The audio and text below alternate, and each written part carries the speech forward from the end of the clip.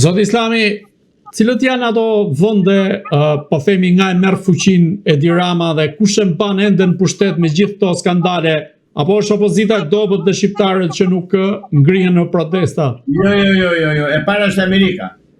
Këtë administrata e zotit Trump ta kërkoi problemin e Edi Ramës në Amerikë. Ta krijoi tek ajo gruaja e tij, si e quajnë, të Bilalit. E ta kërkojnë të gjithë ato pislëqe dhe maskarallëqe të tjera që ka bërë Edi Rama dhe Amerika hesht. Ne nuk kemi budallit mos e shikojmë që ai mbështetjen e ka në Amerikë. E ka në Amerikë mbështetjen, pik. Ta gjejnë ku flon lepuri në Amerikë. Unë po e them tull fare, pas të fare. Ta dëgjoj zonja e ngarkuar me punë, zonja Nancy. Ta dëgjoj dhe ta dëgjoj mirë bile. Dhe unë bëj thirrje punojësve special që janë pra të punë në ambasadën amerikane në Tiranë, që këto që mund t'ja çojnë dhe të gjejnë ku e ka mbështetjen në Amerikë Edi Rama, se mbështetjen e ka atje. Zoti Islami, ndërkohë ambasada amerikane dhe konkretisht e ngarkuara me punë në ambasadën amerikane Nancy Van Horn ka pritur kryetarin e gjykatës kushtetuese në një vizitë që ajo ka zhvilluar në ambasadë, ku është theksuar midis të tjerave dhe lufta ndaj trafikut të drogës. A mendoni se ky është një mesazh mbi atë që do të ndodhë në 22 janar, ku gjykata kushtetuese do të shqyrtojë në seancë të hapur çështjen e Belinda Ballukut, konkretisht ankesën e Edi Ramës? Në mos gaboj, kryetari i gjykatës kushtetuese është Ina Rama, apo jo? Jo. Nuk është Ina Rama. Zonja Nancy duhet të pastrojë gjykatën kushtetuese nga agentët e sigurimit të shtetit të dokumentuar dhe të publikuar 2-3 ditë të fundit. Ina Rama, që është në gjykatën kushtetuese, ka qenë agente e sigurimit të shtetit. Pik. Pra gjykata kushtetuese është e komanduar ekskluzivisht 100% nga komunistët shqiptarë në pushtet. Dhe ajo pa zgjidhur këtë problem nuk bën dot gjë tjetër. Kështu, ajo zonja që është kryetare e gjykatës kushtetuese sot në Shqipëri, ajo ka mbështetjen dhe presionin dhe mbështetjen e Edi Ramës. Se Edi Rama është diktatori, më diktator se Enver Hoxha. Pse them është diktator? Dhe asnjë s'ka guxim t'ia thotë. Edi Rama pushtetin legjislativ e ka ai, e komandon ai parlamentin, komandon ai qeverinë, komandon ai drejtësinë, komandon ai median. Atëherë çka kishte më pak Enver Hoxha nga këto që ka ky sot? Asnjë s'kishte më pak. Bile jo dhe kaq me kaq egërsi sa i ushtron këto pushtete. Pra Edi Rama sot është diktatori i fundit në Ballkan. Shtetet e Bashkuara të Amerikës duhet të rivendosin demokracinë në Shqipëri.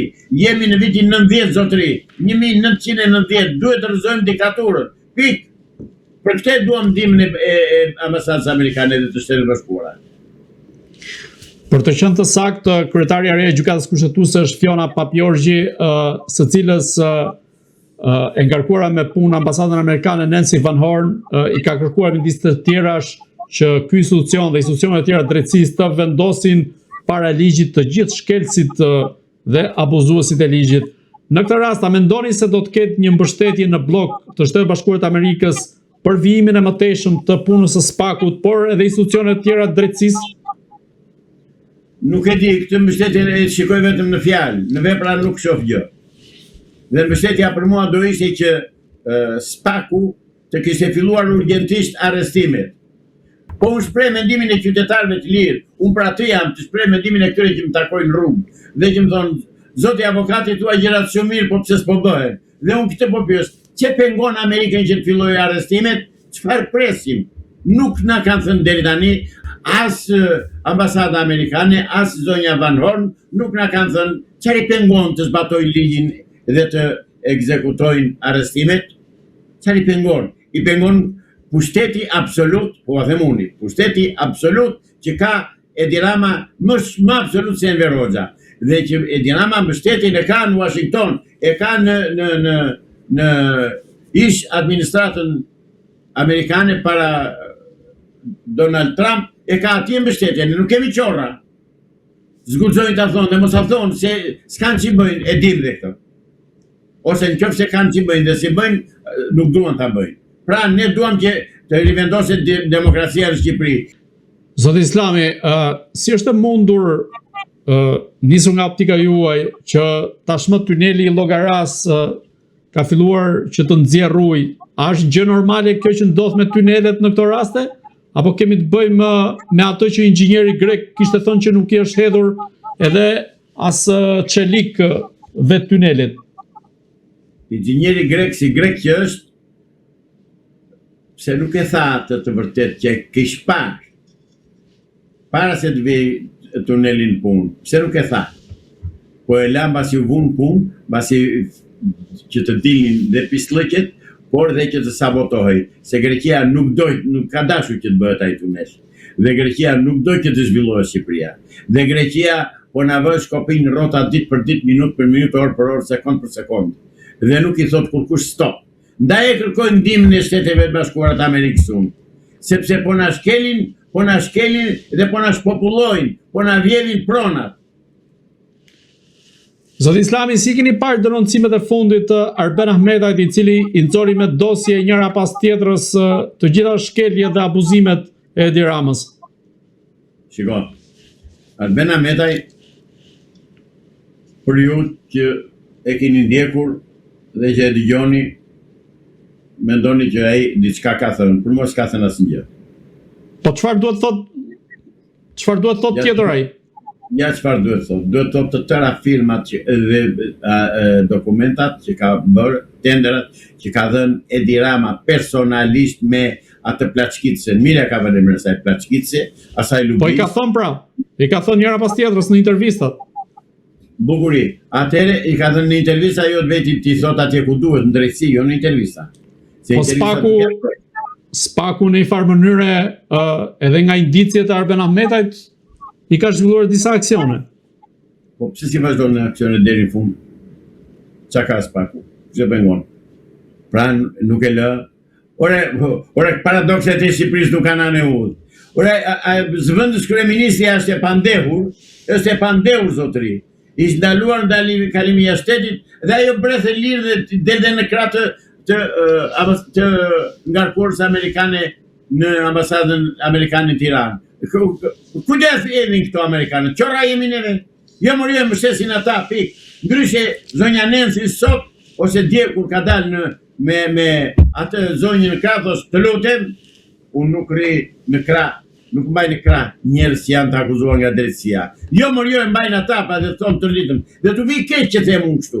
Dhe të më vrasën fundit. Po jam shqiptar dhe do ta them atë që është siç është. Dhe shqiptarëve duhet t'u hapen syt. Që ne këtë diktaturë po ne mbajnë në kurrish amerikanët. Pik.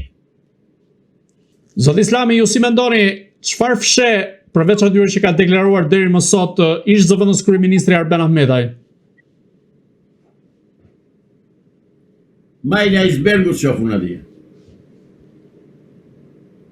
Gjërat janë më të thella, krimet janë më të mëdha, vjedhjet janë më monstruoze. Pse nuk na thot Arben Ahmetaj kush e ka marrë dhe kush e merr naftën shqiptare? Kush? Se dikush vetë e merr atje naftën. Ajo na të vazhdon të rrjedh dhe ti ki të shkojë te ku e çojnë këta dhe që ne s'marrim asnjë lek. Këtë të shikoj ambasada amerikane, këtë të shikoj spaku, se nuk vend të bëjnë një inventar të shikojnë sa naftë është ndjerë, sa ku ka shkuar dhe sa para kanë ardhur në shtetit. Nuk duan, thjesht, po na tallin. Jo, që të flasin çik me avas edhe të më dëgjojnë mirë. Zotëri amerikan, mos u tallni më me neve. Zonja Nensi mos u talli më me neve. Bollu tall, ne nuk kemi ku talli. Ne jemi të pafuqishëm se s'kemi njeri tjetër në këtë botë. Edhe ju për na linin baltë. Sepse nuk shkoni të kërkoni ku po shkon nafta shqiptare. Sepse nuk shkoni të kërkoni pse çmimet e naftës e të karburantit në Shqipëri janë më të rënda 40 deri 50% më të shtrenjta se sa në vendet rreth rrotullave Malzi, Kosovë, Maqedoni, Greqi. Këtë të shikoni. Këtë të thonë të kërkoni llogari kësaj qeverie pse nuk subvencionon bujqësinë shqiptare që naftën fermerëve t'u jap me 30% të vlerës, atë që bën greku, atë që bën serbi, atë ne zonja Nensi na keni dënuar me vdekje me këtë qeveri. Prandaj ju lutem shumë, hapini syt. hapini syt. Askush nuk u flet si unë. Se shqiptar pjesa më e madhe që kanë servil, unë nuk jam servil. Unë më mirë pranoj të vdes në këmbë, po jo të rroj në gjunjë.